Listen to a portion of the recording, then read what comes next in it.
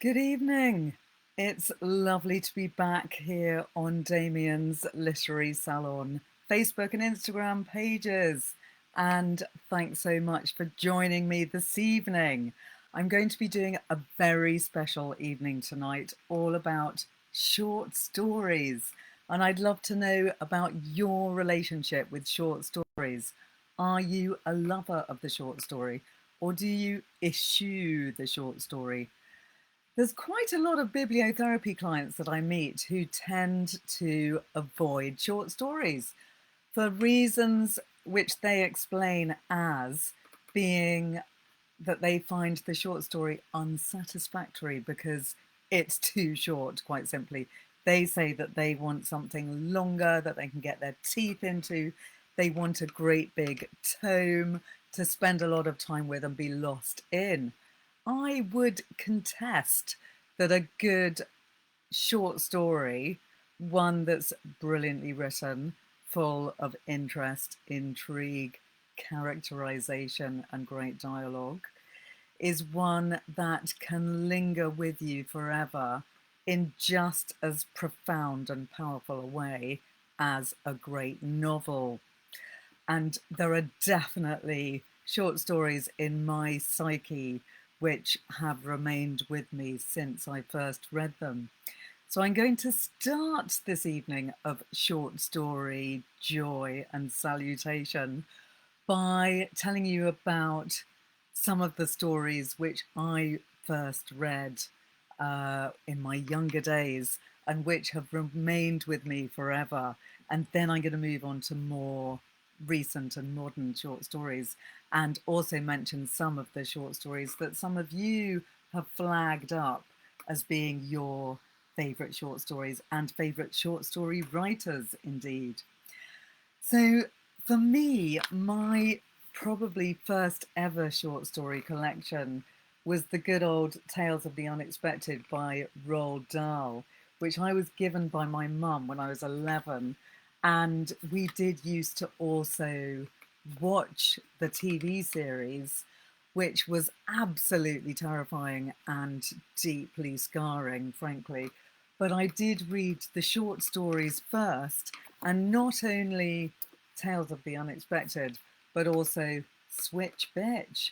This is the classic cover from the 1970s, which I have to this day. And I remember thinking that it was a terribly shocking cover with the switches, with boobs, nipples. Hilarious. And to my 13-year-old self, pretty outrageous. And they are, frankly, outrageous stories too. They are dated, they are sexist, but they're still absolutely brilliant stories. And they don't age in terms of being brilliant, brilliantly written, shocking with fantastic twists, and also really very dark. Hi, Colleen, great to see you. Hi, lovely people on Instagram. Lovely to see lots of new people joining us tonight. I sense that short stories is a popular subject, and I'm hoping that lots of you here this evening are already short story fans. But if you're not, then I'm hoping to convert you. So I just want to share with you this page in my Roald Dahl Tales of the Unexpected collection. It's got my comments from when I was 11 written in pencil next to each story, saying really insightful things such as extremely good, or horrible idea, or gory, or fair. I didn't say anything really very memorable, tragically, but the stories themselves are utterly memorable. And I've had a few people tweeting me today and commenting that Tales of the Unexpected are some of their favourite stories. And it is difficult to find modern equivalents, I have to admit. So other important stories from my youth include Sarki's short stories. Sarki was a writer who used that as his stage name. He was actually called Hector Munro, and he tragically died very young, but he did manage to write some of the most memorable short stories in English literature before he died. And the one that I remember particularly is Toba Mori, which is all about a scientist who teaches his cat, named Toba Mori, to speak. And it's an absolutely devastating and brilliant satire on the aristocracy of Britain in about 1911. Sarki died in 1916, only in his early 40s, and he wrote really quite vicious stories which very much ridiculed the ways of the aristocracy of his day. And I'm just going to read you a tiny bit from Toba Mori, which, if you're going to read any of his short stories, is the one to read. It's been made into many plays and possibly even a short film. And it's all about a scientist who's been obsessed with teaching animals to speak for his whole working life. And he finally manages to teach Toba Mori, his cat, to speak. And he brings him out into his garden party to show off his talents. "What do you think of human intelligence?" asked Mavis Pellington lamely. "Of whose intelligence in particular?" asked Toba Mori coldly. "Oh, well, mine, for instance," said Mavis with a feeble laugh. "You put me in an embarrassing position," said Toba Mori, whose tone and attitude certainly did not suggest a shred of embarrassment. "When your inclusion in this house party was suggested, Sir Wilfrid protested that you were the most brainless woman of his acquaintance, and that there was a wide distinction between hospitality and the care of the feeble-minded. Lady Blemley replied that your lack of brain power was the precise quality which had earned you your invitation, as you were the only person she could think of who might be idiotic enough to buy their old car. You know, the one they call the envy of Sisyphus because it goes quite nicely uphill if you push it." So continues Toba Mori, being incredibly rude about all the people in the garden party. And Toba Mori, you will be pleased to hear, although he is a deeply dislikable character himself, does come to an interesting end. Sarki never lets anyone really get away with anything, and he is an excellent read. My dad used to read Sarki's stories to us when we were sitting around the campfire in Australia, where we lived at the time, as my dad was a diplomat. And those experiences of being read to around the campfire were deeply formative of my later life, because I've always been obsessed since then with the joys of reading aloud, more of which later. But it was indeed those readings that got me into short stories. He also used to read us the tales of Sherlock Holmes, which of course are also fantastic reads. Daphne De Mourier is another wonderful short story writer who was very early on part of my young life and reading habits. I read Don't Look Now at a very early age, and also The Birds, and was very much scarred by the experience of both of those, but I did absolutely love them. And I remember reading those stories under the covers at my boarding school, where we had a little library where I was librarian. And of course, that experience of reading Daphne de Maurier at a young age was extremely formative, and I've always loved her ever since. I even read Rebecca very soon afterwards because of reading those short stories. So Daphne de Maurier is one that one certainly must read. J.D. Salinger was also a very important early read in my experience. And lots of people don't realise quite how fantastic a writer of short stories he is. People often tend to know him only for The Catcher in the Rye, but he wrote many brilliant and deeply memorable short stories. Several of my favourites are in this book, For Esme, with Love and Squalor. which has one of the most devastating short stories ever written by anyone in it, which is called A Perfect Day for Banana Fish, which I just can't even tell you what it's about because you have to read it. It's not a long read. It's seemingly a happy, lovely, and quite unremarkable story until the very last page. And I'm not going to tell you anything about it. I know that lots of you are listening and watching tonight while the rain is bucketing down outside, which is the perfect way to sit and read short stories. And hopefully I'm going to inspire you by telling you about some of my favourites this evening. So in this book by J.D. Salinger, For Esme with Love and Squalor, that's one of the best short stories in here, apart from A Perfect Day for Banana Fish, which is absolutely brilliant. And For Esme with Love and Squalor has one of the classic tropes of the J.D. Salinger novel and short story, which is the precocious child who is absolutely irresistible and brilliant at chatting to adults. And in this story, Esme is that child, and she's talking to an American GI who's over in England for 3 weeks and has just met her in a tea room while he is going through some practicing with his aeroplane, and he's had the chance to meet her very briefly. And I'm just going to read you a tiny bit from this story to give you a little flavour of the wonder and joy of J.D. Salinger and indeed Esme, the young girl. So the bit I want to read you is a letter that she writes to him, which I've suddenly lost. Just give you 1 minute while I find it. So here it is.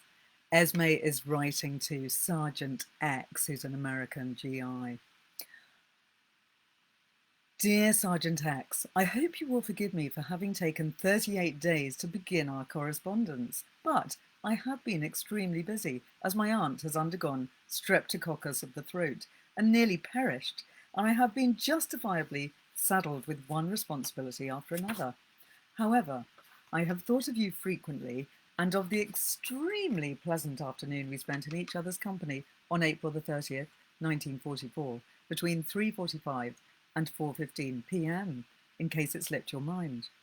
We are all tremendously excited and overawed about D-Day and only hope that it will bring about the swift termination of the war and a method of existence that is ridiculous to say the least.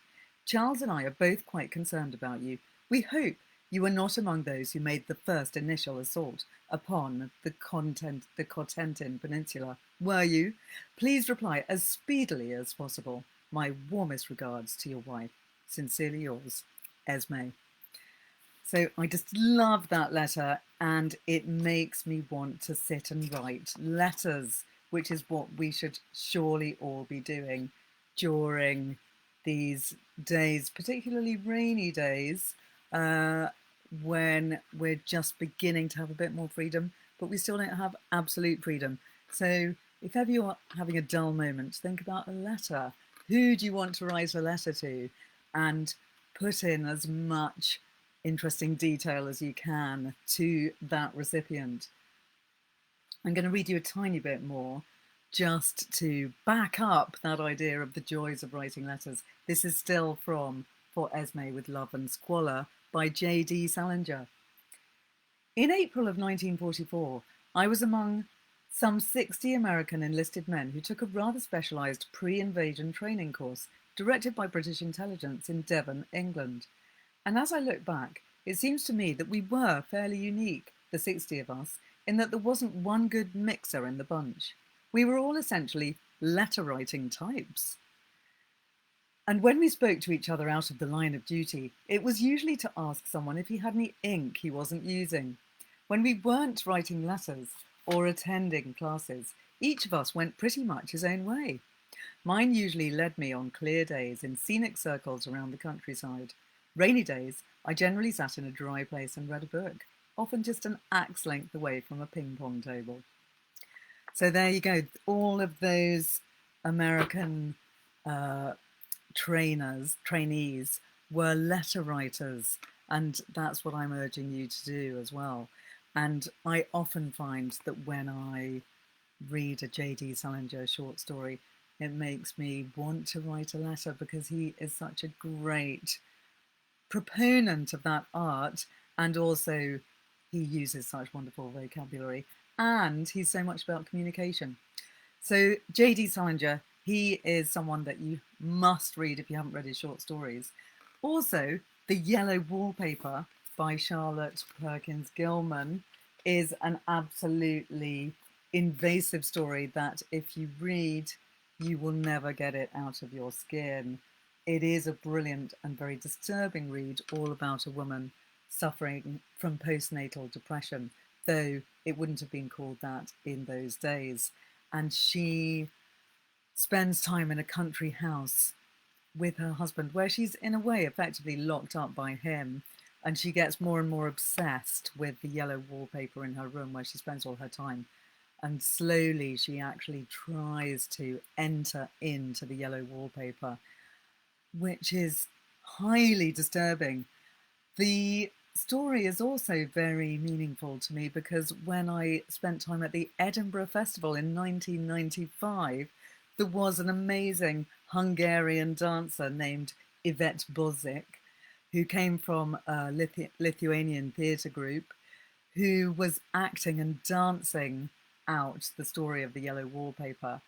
And in order to enact that story, she was actually inside a Perspex box, which was really quite small.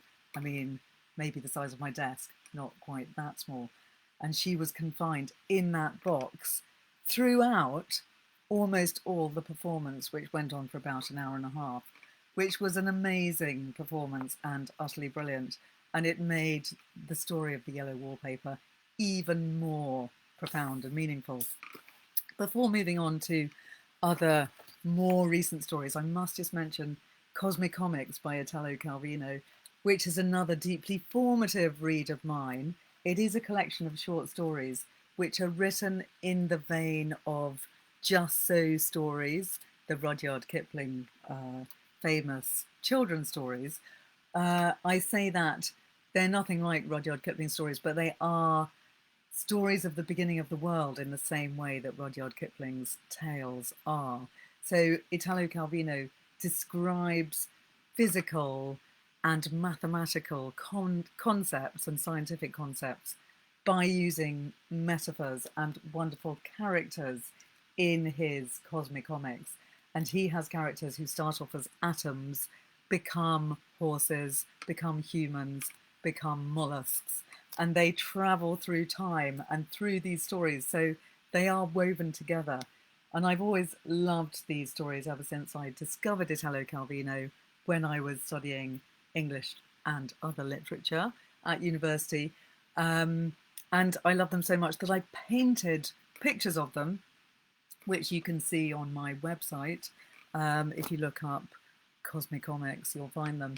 And they're full of wonderful, gorgeous ideas, such as the first people who went up to the moon, who climbed a ladder up to the moon, because in those days the moon was so close to the Earth, it was held down by gravity, and people could use gravity to flip their way onto the moon. And many other such brilliant stories are also involved in Cosmic Comics. Now, moving on to more recent stories, I'd like to start by talking about this amazing collection, We All Hear Stories in the Dark by Robert Sheerman, which is actually a 3-volume collection, which all links up, and you have to buy the whole collection together because the stories interrelate. You can, of course, read the stories individually, but let me tell you about the joy of Robert Sheerman's We All Hear Stories in the Dark, which, by the way, are really fantastically illustrated and have wonderful woodcut illustrations running through them. So this is indeed a remarkable feat of storytelling. 9 years in the making, it comprises over 100 pieces of fiction, spans 3 volumes, has multiple introductions from wonderful authors and even actors who've read it and adored it. And what's truly special about it is that the collection has been tailored to reflect each reader. So to make the reading experience as unique as possible, Sheerman structures We All Hear Stories in the Dark around a literary device made popular in the late 70s and early 80s by Edward Packard and Bantam Books, Choose Your Own Adventure. The prologue, which opens the first volume, lays out his conceit in a sad, poignant tale about a man who loses his wife. He doesn't mean to lose her. The doctors keep saying she will get better, must get better. And then one day, quite suddenly, quite unspectacularly, she doesn't.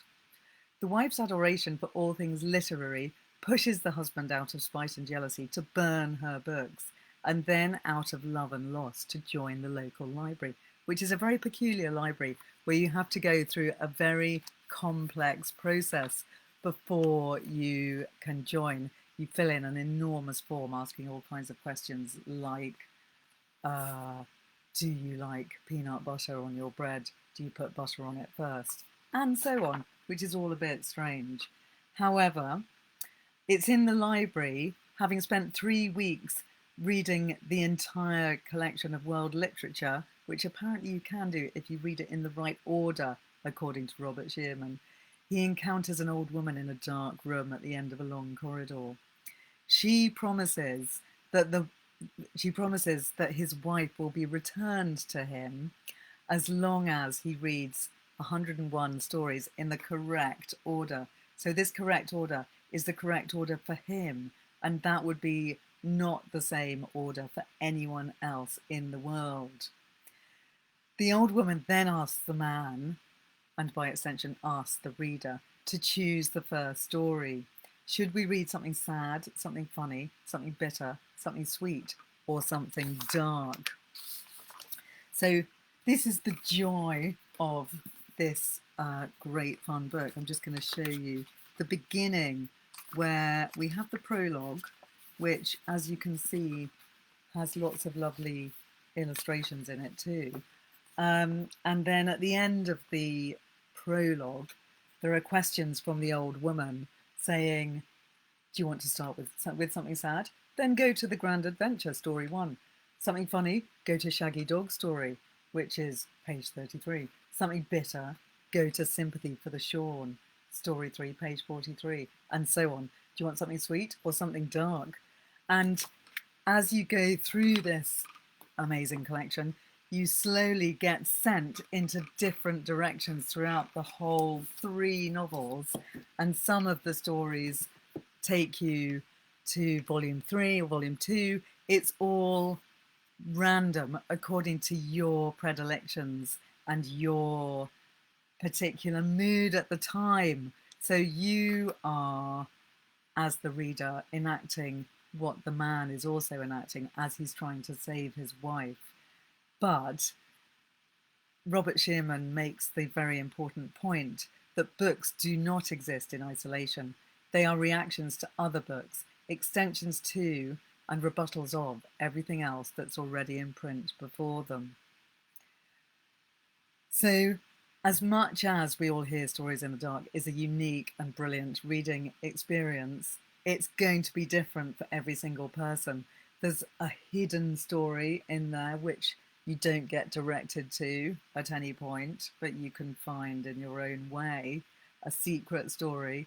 And there's also many complex directions that you can go in, and you eventually get spat out at the end of the book, having probably not read every single story in the book because of the very nature of the way that you get sent around the different tales. So that is a mind-boggling, astonishing experiment which gives you the stories which are just and only for you, which is pretty fantastic. Hello, Jacqueline from Maryland. It's lovely to have you with us this evening, and great that people are joining us from around the globe. I wonder if any of you have your own favourite short stories that you would like to mention and share with us. If anyone posts a comment, then I will bring them in later in the session. So, having told you about the joys of Robert Sheerman, I would now love to tell you all about a book that I very frequently prescribe to my clients to read aloud together. But it's actually a great book to read to yourself as well. But because I'm a massive fan of the joys of reading aloud, I do frequently talk about this very book because the stories in it are wonderfully short. Some of them only 2 pages, some 3 or 4 pages long, but they're all very easy and quick to read, but very thought-provoking, full of wisdom, full of interest, and they're all about what might happen to you when you die.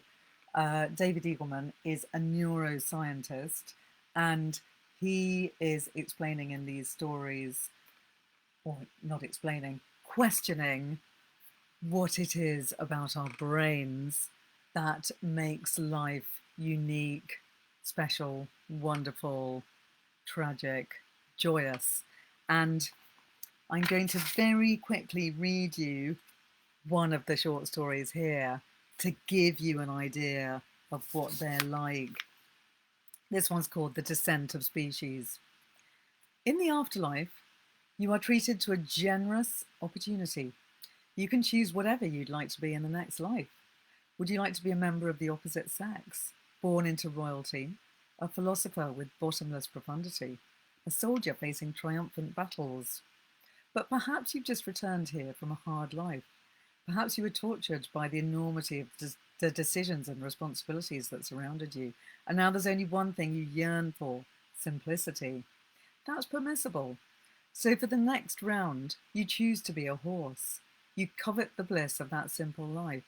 Afternoons of grazing in grassy fields, the handsome angles of your skeleton and the prominence of your muscles, the peace of the slow flicking tail or the steam rifling through your nostrils as you lope across snow-blanketed plains.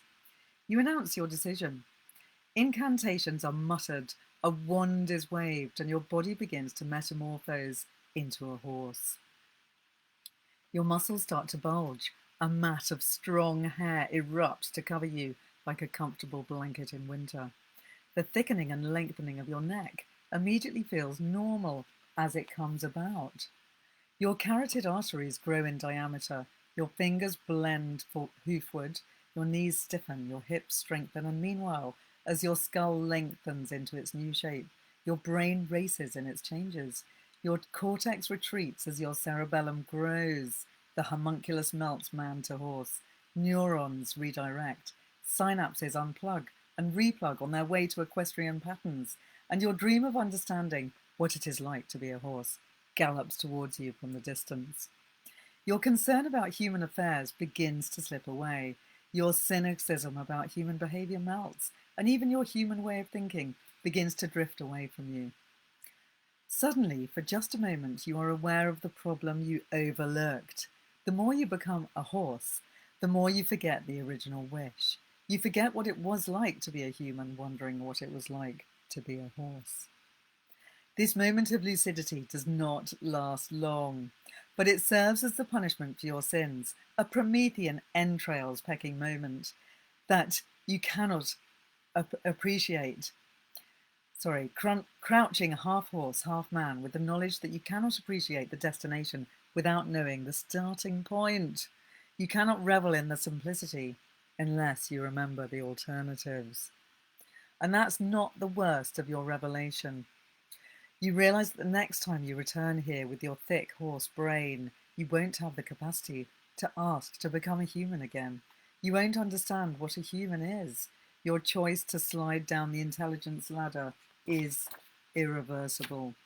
And just before You lose your final human faculties. You painfully ponder what magnificent extraterrestrial creature, enthralled with the idea of finding a simpler life, chose in the last round to become a human. So that was David Eagleman. He writes excellent short stories, which are really fun to read aloud to share with your partner or a friend, or even to consider reading with somebody over Skype or Zoom or over the phone if you are separated by miles of distance. Sharing stories to read aloud is an excellent and lovely idea. You can obviously do this with novels too, but it's great to start with short stories and possibly continue forever with the joy of short stories because they create a certain magic with you, your co-reader, and the author, which I feel is unique to short stories. Of course, you do create a similar magic with a novel, but with short stories, there's something about the form, the perfection of the form, the very shortness of them, which makes them utterly memorable in a magical way, which is different to the way that you remember a novel because you experience it in one short space of time. And it's a moment in your life which is directed by where you're sitting at the time. Are you by a fire? Are you by a lake? Are you outside in your garden? Are you sitting in a tree? Or are you in bed?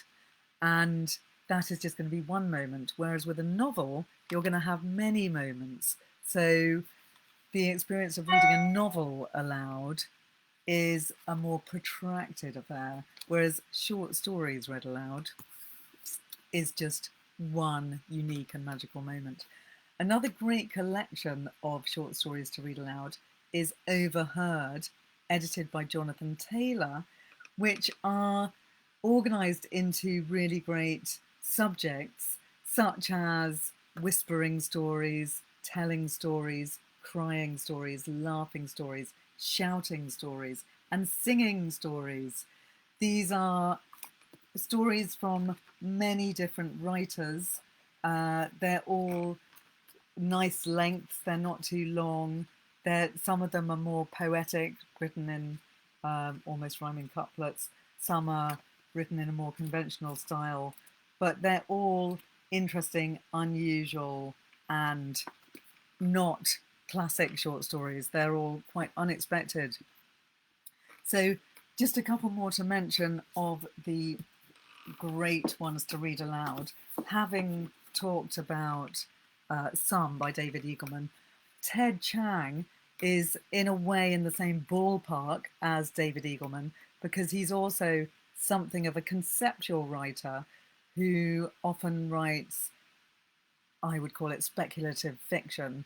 So he's famous for his short story, The Story of Your Life, which became the film Arrival, which I'm sure many of you will have seen, which is a fantastic story and film all about language. It's about aliens bringing language to the earth. And I won't tell you what happens because it's such a great concept.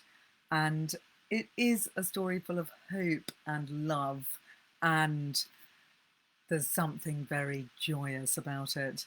So that is what possibly made him famous, or at least brought the knowledge of him over to the UK.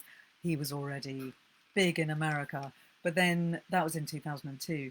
He then wrote this book, Exhalation, which was only published in 2019, which has some of the most fantastic stories in it, all about the importance of knowledge, the importance of passing on knowledge, the importance of reading, the importance of oxygen, and exhalation. The title story is a fantastic story that I have mentioned before in some of these sessions because it is a real favourite of mine. It's also a great read aloud story. So he is a conceptual kind of writer, but his stories are really fun and great reads, full of intriguing and the kind of ideas that live with you long after you finish the story.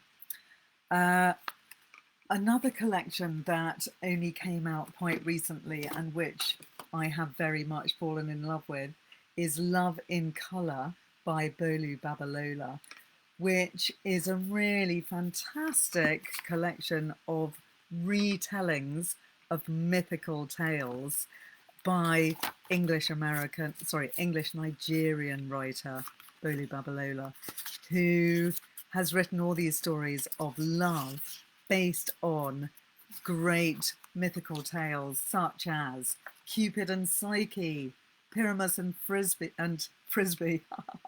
Pyramus and Thisbe, other African gods from African mythology, which I didn't know about. Nefertiti, Osun is another fantastic story which you would absolutely adore, I'm sure. All of these stories have an amazing quality to them. They're beautifully written, they're very sensual.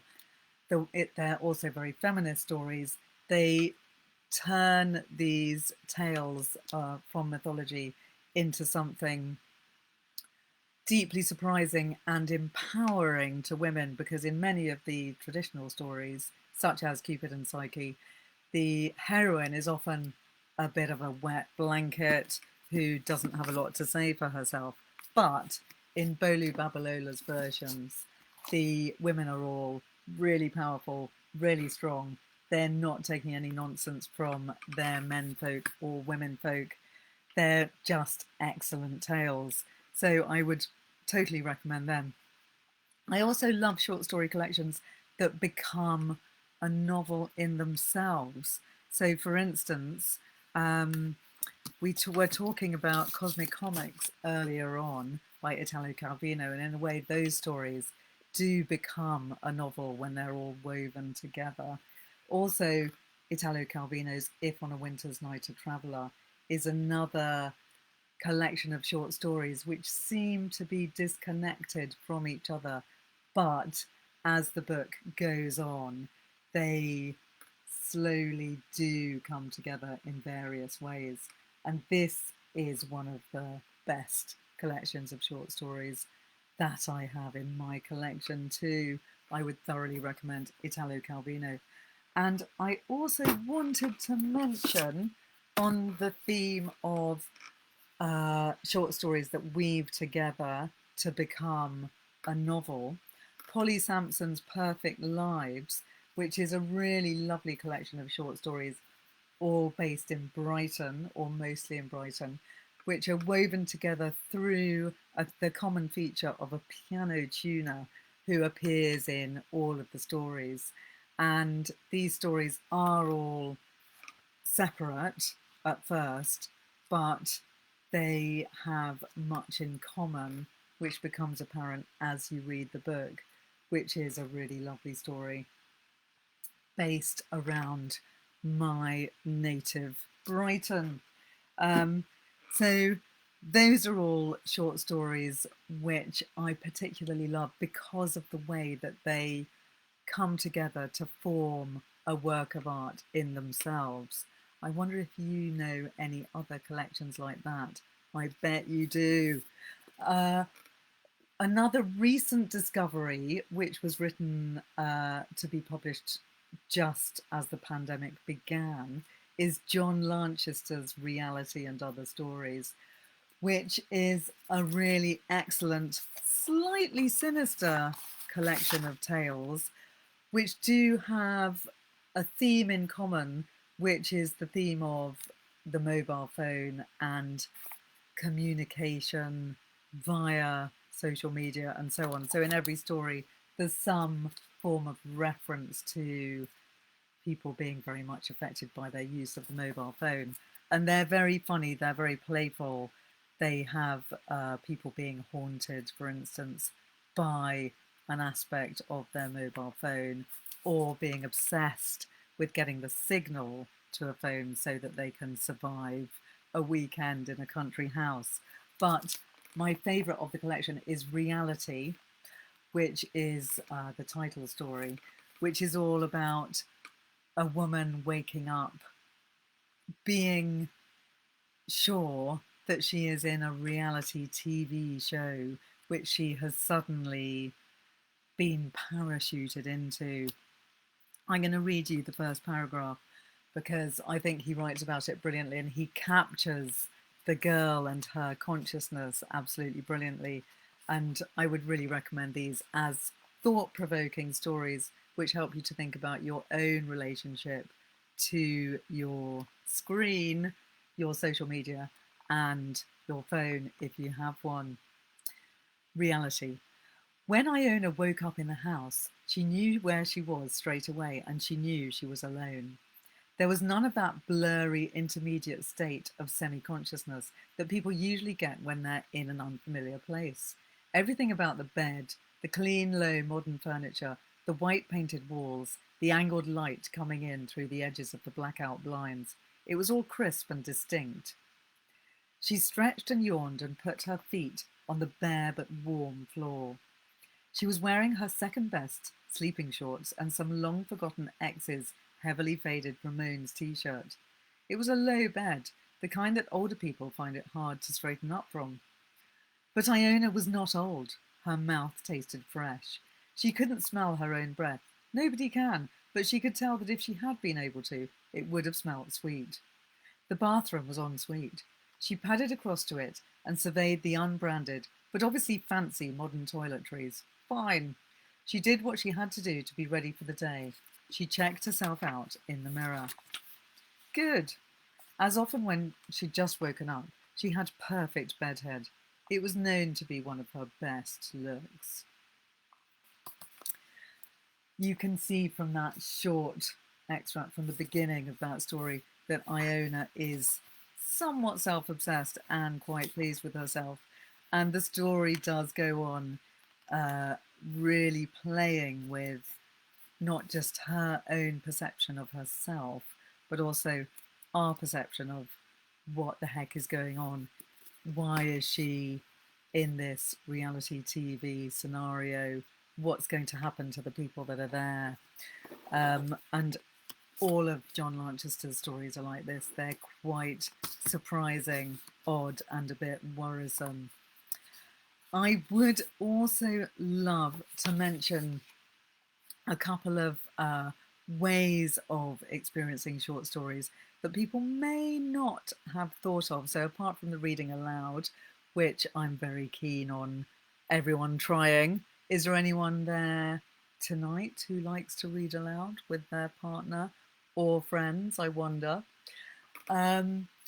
Another great way of experiencing short stories is the New Yorker fiction podcast, which is one of my favourite ever podcasts. It's so good, in which a modern writer reads a short story that's found in the archives of the New Yorker, and they read it aloud to Deborah Treisman, who's the fiction editor of the New Yorker, and they then discuss this story together, which makes for some of the best listening ever. It's a really beautifully created podcast which has really cool and sexy music at the beginning of it, which also helps. And what I love about it is the fact that we have a modern writer, which might be someone like Ben Ockrey, choosing a classic from the archives of the New Yorker, which could be another modern writer, or it might be Franz Kafka, for instance. And they then read aloud this short story and then talk about it. So you get a three-layered experience. You get the short story being read aloud. You get an introduction to the reader, who is a famous writer from the present. And you also get an analysis of the story by Deborah Treisman, the editor of the New Yorker, and the writer who's chosen that story. So all in all, it's just a fantastic, brilliant experience of discovering a short story and thinking about fiction. And you get people like Ben Ockrey reading Franz Kafka, ZZ Packer reading Leslie Nenka Arima, Cynthia Ozick reading Stephen Millshauser, and so on. And it was actually Cynthia Ozick reading Stephen Millhouse's In the Reign of Herod IV, which led me to discover Stephen Millhouser, who I hadn't known about before. And I since then got two of his books, which are Dangerous Laughter, that one there, and We Others, which are both really excellent collections of short stories. And Dangerous Laughter is one of my favourite ever short stories, in which a girl becomes absolutely obsessed with having a kind of laughter club, and she laughs and laughs and laughs in this club, and everyone that she's with in the club catches the laughter, and it becomes a kind of obsession and a trend within their little community. I'll read you a little bit to give you a glimpse of Dangerous Laughter. It wasn't long after this visit that I saw Clara Schuler at one of the laugh parlours we'd formed, in imitation of those we had heard about, or perhaps had invented, in order to lure ourselves into deeper experiments. Helen Jacobi sat on the bed and held Clara's wrists, while a friend of Helen's held Clara's ankles. A blonde-haired girl I'd never seen before bent over her with hooked fingers. 5 of us watched the performance. It began with a sudden shiver, as the short, blunt fingers darted along her ribs and thighs. Clara Schuler's head began to turn from side to side. Her feet, in her white socks, stiffened. As laughter rushed through her in sharp, shuddering bursts, one of her shoulders lifted as if to fold itself across her neck. Within 10 minutes, her eyes had grown glassy and calm. She lay almost still, even as she continued to laugh. What struck us was that eerie stillness, as if she'd passed beyond struggle to some other place, where laughter poured forth in pure, vigorous streams. Someone asked nervously if we should stop. The blonde-haired girl glanced at her watch and bent over Clara Schuler more intently. After half an hour, Clara began breathing in great, racking gulps, accompanied by groans torn up from her throat. Helen asked her if she'd had enough. Clara shook her head harshly. Her face was so wet that she glowed in the lamplight. Stains of wetness darkened the bedspread. That's a quite bizarre scene, I think you'll find, and Dangerous Laughter is a really good story. But the story that I heard on the New Yorker podcast, which was called In the Reign of King Herod IV, is another amazing, brilliant story, all about a sculptor commissioned by a king to sculpt a city on a pin, and that sculptor has to fulfill that challenge. And Stephen Millhouser, he does love to play with ideas about scale, perception, art, human desire, human destiny, and he's just a great, brilliant, intriguing writer.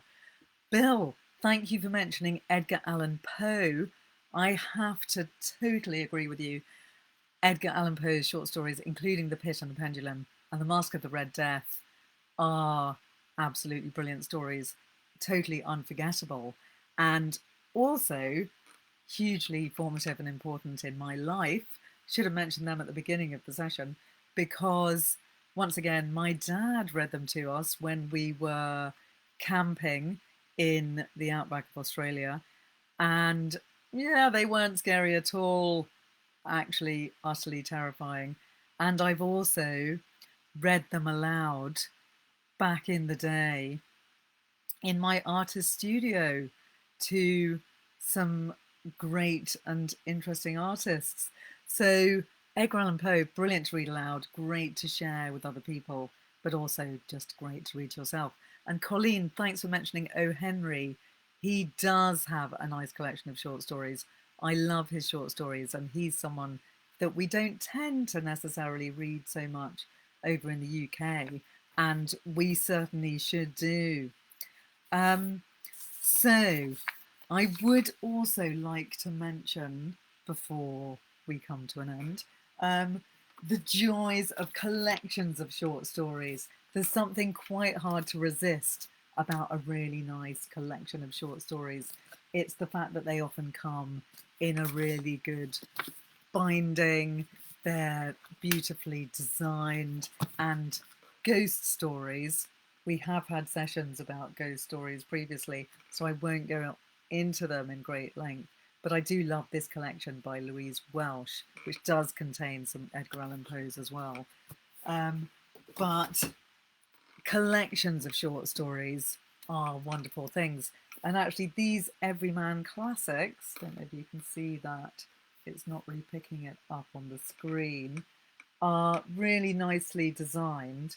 I've got several of these little books. They're called Everyman Pocket Classics, and they've done many collections of these short stories. This one is London Stories, which is a really lovely collection which has many different authors, from Dickens to Conan Doyle, Daniel Defoe, Graham Greene, Elizabeth Bowen, Muriel Spark, Doris Lessing, Irma Kurtz, Hanif Qureshi.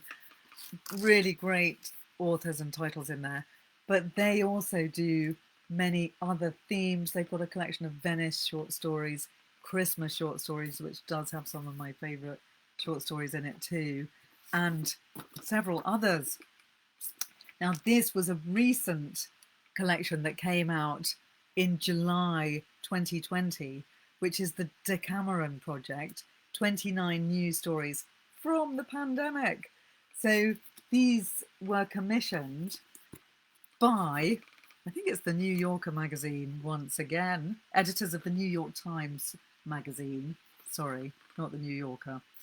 And they were commissioned as a collection to come out during the horror of the pandemic that we've been going through, because they were inspired by Boccaccio's Decameron. And I'm going to read you the intro to this collection because the author of the introduction, Caitlin Roper, will explain the concept far better than I will. Isn't it a lovely cover? Quite irresistible.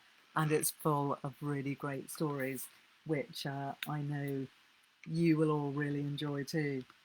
In March 2020, bookstores began selling out of a book from the 14th century, Giovanni Boccaccio's The Decameron, a collection of nested tales told by and for a group of women and men sheltering in place outside of Florence as the plague ravages the city.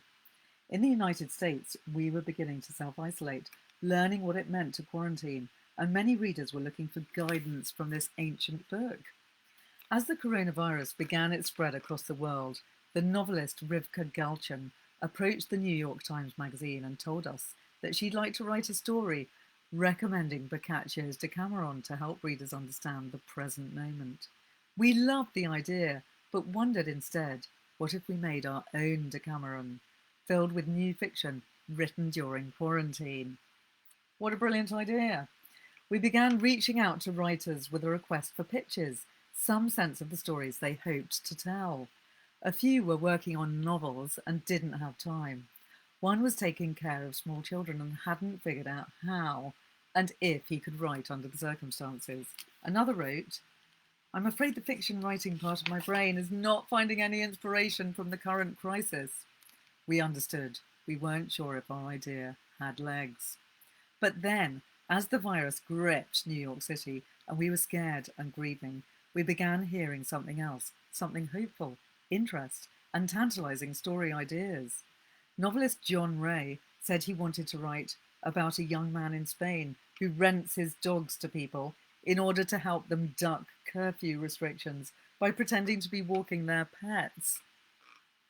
Mona Awad's idea began.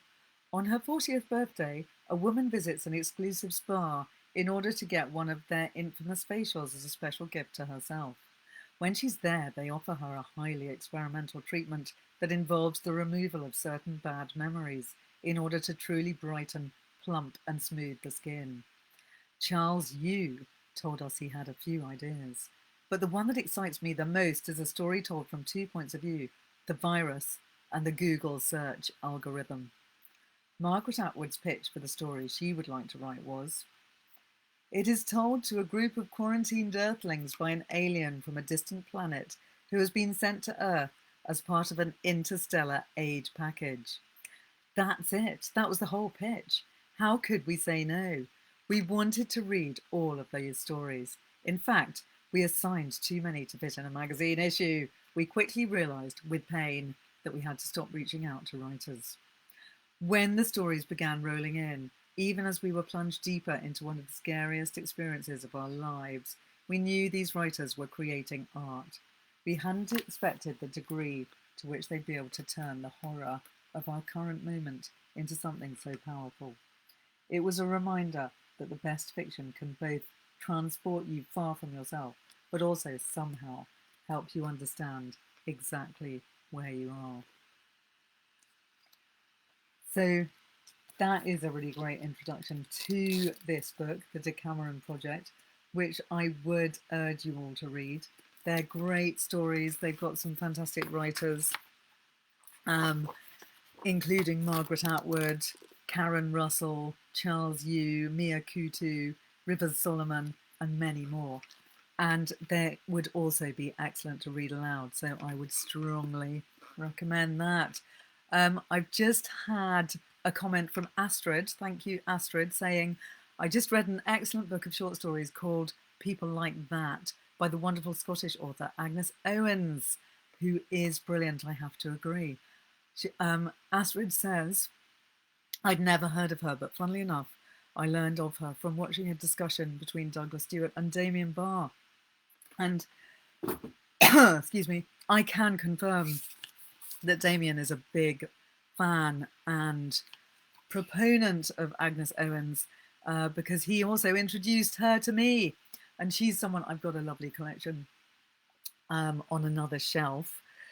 She's someone that I was going to mention tonight. So thank you for bringing her in. She writes amazing, really quite chilling, often stories, which I hugely recommend and you should definitely discover. Bill is also mentioning Dylan Thomas, who wrote many short stories, including Under Milk Wood. Thank you for that, Bill. He is an amazing writer too. There are way too many amazing writers that we don't have time to mention, but I would like to shout out some of them. So I would love to shout out to the creator of A Personal Anthology, which is a weekly letter in which a writer, critic, or blogger picks and introduces a dozen favourite short stories. apersonalanthology.com is the brainchild of Jonathan Gibbs, and that's a really fantastic collection, a personal anthology that you can find online. So go and have a look at that. That's selections of 12 stories from writers, critics, and bloggers. They choose 12 stories that have meant a lot to them and have got under their skin, like some of the stories that I was mentioning earlier this evening. I'd also like to give a big shout out to Paul Mcveigh, who's the co-founder of the London Short Story Festival. He's had short stories published in journals and anthologies and commissioned for Radio 4. And he is one of our Literary Salon guest hosts who will be hosting a session on Damien's Literary Salon Facebook page, or I think it might be on YouTube actually, later in the year. So watch this space. Keep looking at the Damien Barr Literary Salon Facebook page and website to find out more about that. I'd also like to mention Bernard Mcclavity, a fantastic Irish novelist and writer of 5 books of short stories, who I haven't personally read yet, but I'm definitely going to discover because one of our followers on Twitter mentioned that he is their favourite ever short story writer. So thank you for that. Jamaica Kincaid, Edwidge Dandicat, both amazing short story writers who take you respectively to the Caribbean and Haiti. And that is also the joy of short stories, that they can take you in a little snapshot or a glimpse to a place that you have never been before. And wonderfully, they can do that in a short space of time, which is, of course, different to the joy of a novel. So on my own Facebook page next week, the Ella Bear 2 page, I'm going to be talking about volcanoes in literature, which is a topic that was suggested to me by Tiffany Murray after I heard her excellent short story, Lava, Lava, Lava, on Radio 4. So do join me next Wednesday on my Facebook page for that. And I will be talking in a month's time on Damien Barr's Literary Salon page, this very one, about happiness in literature, which I am really excited to ponder and share with you. And I'd love any thoughts that you might have about that topic. Thank you so much for joining me tonight. It's been lovely to have you here with me. And do keep sending in the comments and any thoughts you have about short stories and whether you love them. And if you do, who are your favourite short story writers? See you next week. Good night.